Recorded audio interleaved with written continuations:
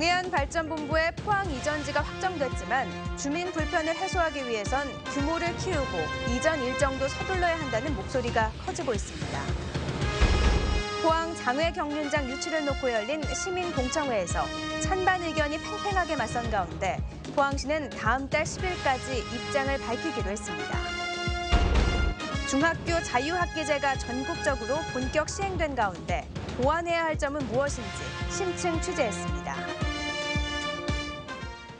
네, 시청자 여러분 안녕하십니까? 포항 MBC 뉴스 데스크입니다. 동해안발전본부가 들어설 곳이 포항시 흥해읍 2인리 일대로 확정됐지만 이전 규모가 너무 작아 주민 불편을 해소하기 어렵다는 지적이 나오고 있습니다. 또 새 건물을 지어 입주하기까지 최소한 2년 이상이 걸려 임시 사무실이라도 얻어 이전을 서두르는 것이 바람직하다는 목소리도 커지고 있습니다. 보도에 김철승 기자입니다. 포항시 흥해읍 2인 일대 경제자유구역에 동해안발전본부가 들어섭니다. 용지 면적은 3만 3천여 제곱미터로 현 청사의 60% 정도.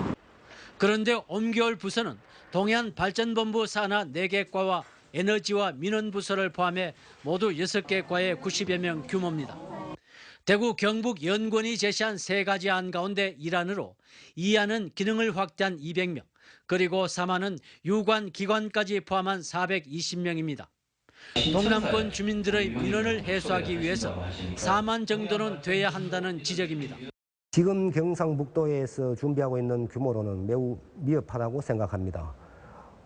경북 동부의 도민들을 위해서 좀 더 기능을 확대하는 것이 바람직하다고 생각합니다.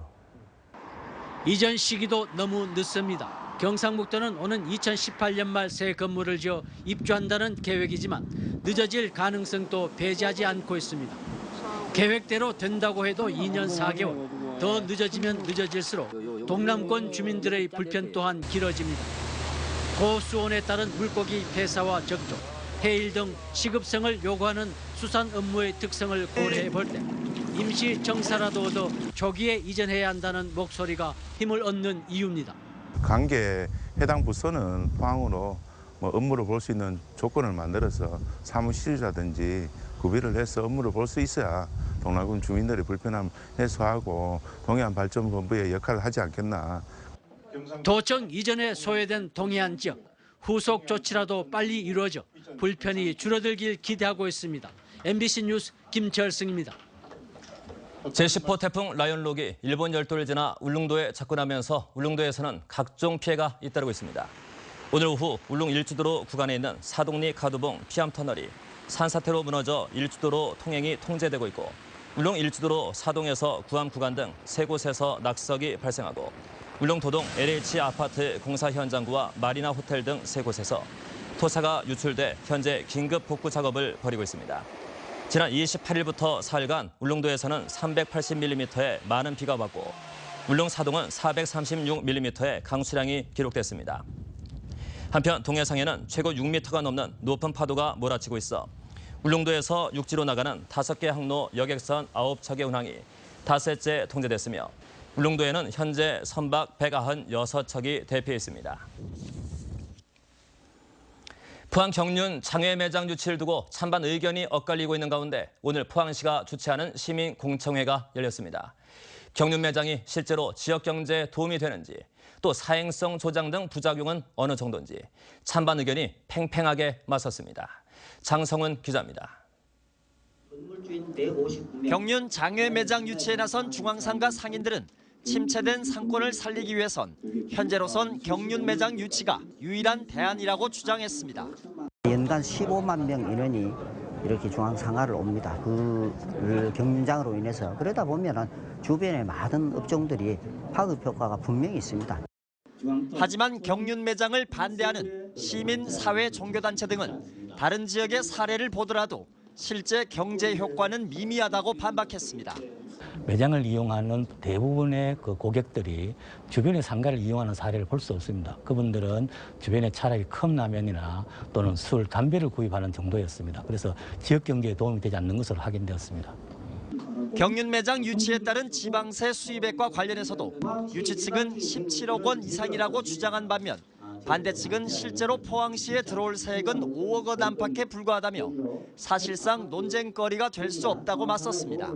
7억 정도 지방 세수가 떨어집니다. 그다음에 또 우리 지역 경제 파급 효과는 그 주변에 많은 그 빈 점포들이나 이런 것이 채워진다고 보면은 실질적으로 700억이라는 거대한 자금들이 사행성 산업으로 빠진 것에 비하면 세수가 5억, 7억 등등의 논쟁은 의미가 없다고 생각합니다. 시민들에게 가장 큰 걱정인 사행성 조장과 청소년 유해 환경 조성에 대해선 반대 측은 도박시설인 경륜 매장이 청소년의 거리인 중앙상가로에 들어서는 것 자체가 부당하다는 주장인 반면 유치 측은 지나친 걱정이라는 입장입니다. 장애 경륜장은 본장과 다르게 도박 유병률이 2배나 높습니다. 그래서 장애 경륜장 스크린을 통해서 이루어지는 도박 행위는 더 무섭다고 저희들이 생각합니다. 청소년과는 전혀 무관합니다. 저희들이 봤습니다. 이거는 그 19세 미만은 전혀 출입이 불가능할 뿐더러 포항시가 주관한 공청회는 300명이 넘는 시민들이 꽉 들어찬 가운데 열띤 찬반 토론으로 진행됐는데 찬반의 입장차가 워낙 커 중간중간 고성이 오가기도 했습니다. 포항시는 공청회에서 나온 의견을 정리해 시의회와의 협의를 거친 뒤 다음 달 10일까지는 경륜 장애 매장에 대한 공식 입장을 밝힐 예정입니다. MBC 뉴스 장성훈입니다. 찬반 논란을 빚어온 경주시 시설관리공단 설치 조례안이 경주시의회 상임위에서 일부 조항을 수정해 본회의에서 통과됐습니다.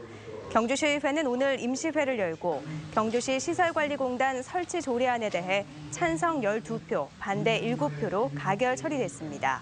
경주시 시설관리공단은 체육시설과 사적관리, 노상주차장 등 11개 시설을 한데 묶어 통합 관리하는 방안으로 올 연말까지 설립을 완료할 방침입니다.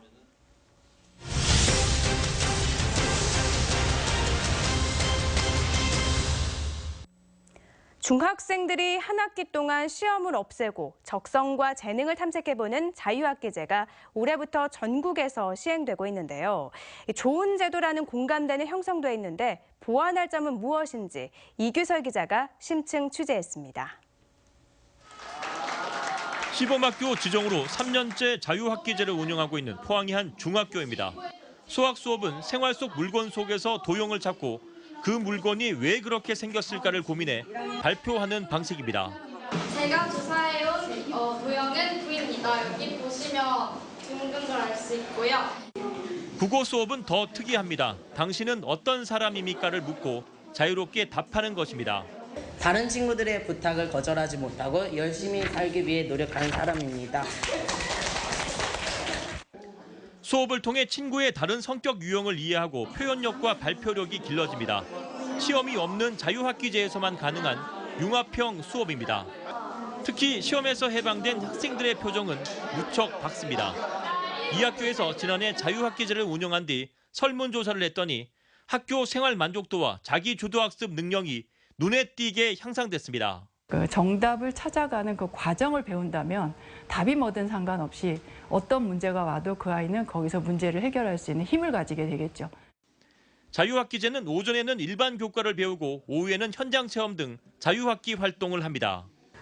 중간고사와 기말고사를 없애는 대신에 학생들의 과제 수행 능력이나 특기 적성 등을 평가해 생활기록부에 담게 됩니다. 이렇게 학생들의 수업을 평가해 개인별 성취도를 서술형으로 입력하고 수업도 개발해야 하다 보니 교사들의 업무량은 예전보다 훨씬 더 늘었습니다. 예산 부족에 따른 체험의 질적 문제와 함께 자유학기제 시행에 맞춰 선행학습을 부추기는 일선학원의 돈 넘은 마케팅도 문제입니다. 전국에 있는 모든 아이들이 대학교, 인류대학에 가기를 원한다면 자유학기제는 실패합니다. 왜냐하면 우리 아이 적성이 뭔지에 따라서 진로가 달라지기 때문에 그게 자유학기제의 가장 큰 목적입니다.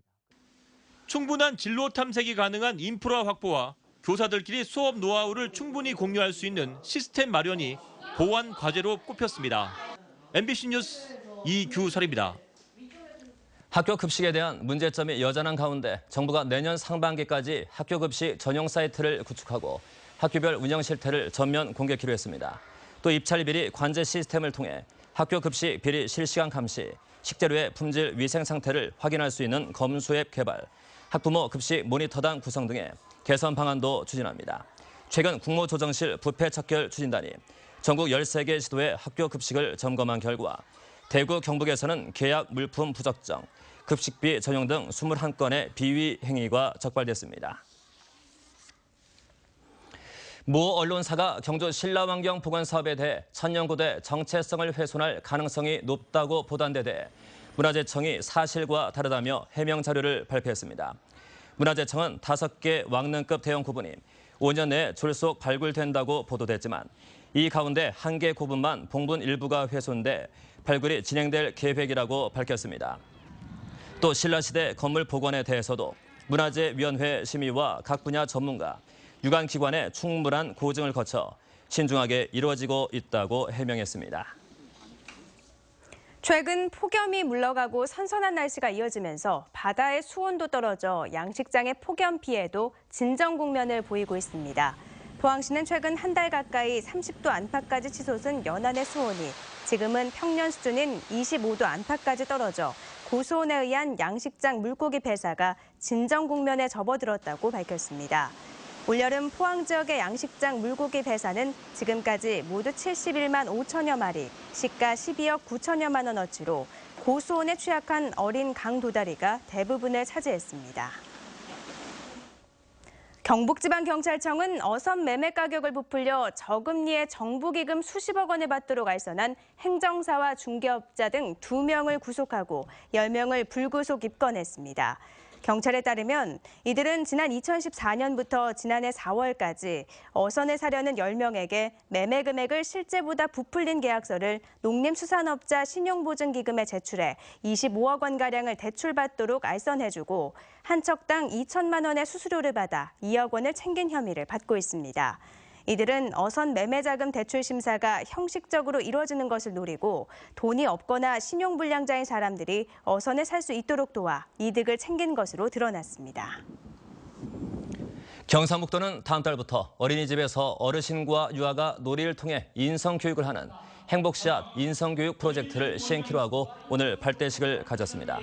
이 프로젝트는 강사로 참여하는 어르신에게는 일자리를, 유아에게는 인성교육 기회를 주기 위해 전국 최초로 기획된 것으로 동아구연구와 인성예절 한자 등 19개 분야에서 프로그램이 마련됐습니다. 강사는 60살 이상 퇴직자를 대상으로 공개 모집을 통해 올해 155명이 선발됐는데 이들은 우선 누리과정 어린이집에서 활동하고 시간당 3만 원씩의 강사료를 받게 됩니다. 삼성과 SK, LG, 포스코 등 주요 9개 그룹이 참여하는 지역 인재 채용 설명회가 다음 달 5일 경북대에서 열립니다. 전국 경제인 연합회는 이들 기업들이 경북대를 시작으로 다음 달 8일까지 부산대와 전남대, 충북대에서 설명회를 잇따라 연다고 밝혔습니다. 이번 설명회에는 기업의 채용 담당자가 인재상과 채용 과정, 자기소개서 작성 방법, 면접 주의사항 등에 대해 설명하고 선배 사원이 나와 취업 노하우를 발표하며 그룹별 상담회도 이어질 예정입니다. 아침, 저녁으로 선선한 날씨가 이어지고 있는데요.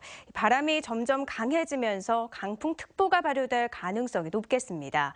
금요일부터 토요일에는 비 소식도 있겠습니다. 송혜림 기상캐스터입니다. 네, 매미 소리는 들리는데 아침, 저녁 선선한 바람이 불면서 영락 없는 가을 날씨를 흉내내고 있습니다. 바람은 점차 강해지면서 새벽이 되면 강풍특보가 발효될 가능성도 있겠습니다. 동해 전해상에 발효된 풍랑특보 아직까지 해제되지 않았는데요. 모레인 다음 달 1일까지는 바람이 매우 강하겠고 물결도 매우 높게 일겠습니다. 항해나 조업하는 선박은 각별히 유의하셔야겠습니다.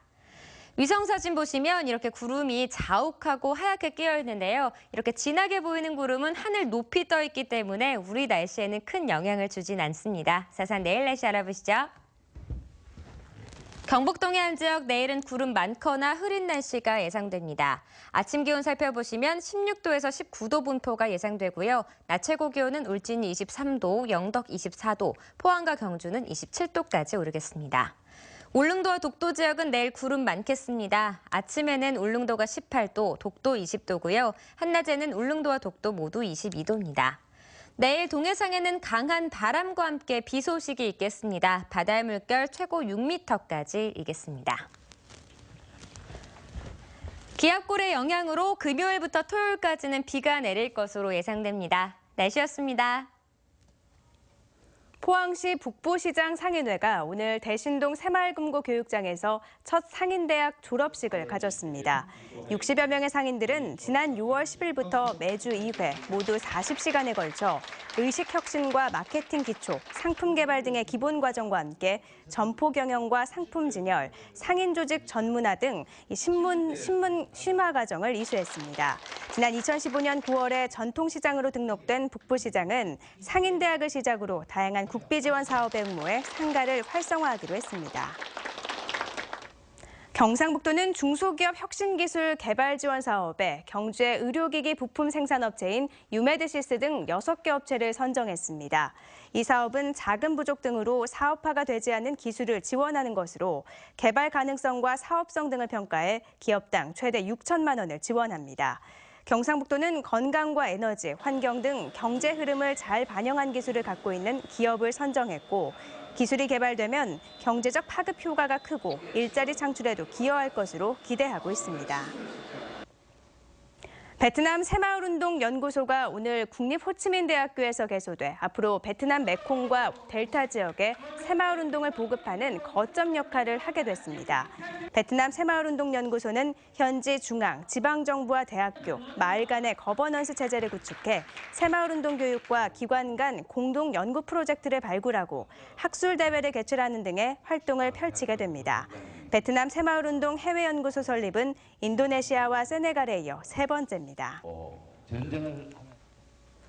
경주시 학교 밖 청소년 지원센터의 꿈드림 프로그램에 참여한 청소년 21명이 2016년 제2회 검정고시에서 합격했습니다. 학교 밖 청소년 지원센터는 학업 중단 청소년을 위해 검정고시와 취업 지원, 진로 상담 등을 통해 학업 복귀와 사회 진입을 도와주는 다양한 프로그램을 운영하고 있습니다. 경북지식재산센터는 오늘 대구 한의대학교에서 산학협력단과 기술 이전과 사업화 촉진을 위한 업무 협약을 체결했습니다.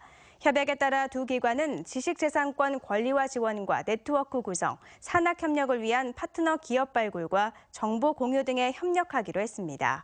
또 대구 한의대를 중심으로 추진하는 화장품 특화 집적단지 건설과 관련해 지식재산 인프라를 바탕으로 중국 수출 등을 적극 돕기로 했습니다. 내일자로 퇴직하는 도내 유초중고 교사 419명 가운데 339명이 황조 근정 훈장을 비롯해 정부 훈포장을 받아 경북교육청이 오늘 전수식을 열고 훈포장을 전달했습니다. 나머지 80명은 재직 중 징계 처분이나 벌금형 이상의 형사처벌을 받는 등의 결격 사유로 추천해서 제외됐습니다. 한편 이번에 퇴직하는 419명 중 지난 2월 명퇴자가 284명으로 나타났습니다. 네, 이상으로 포항 MBC 뉴스데스크 마치겠습니다. 여러분 고맙습니다.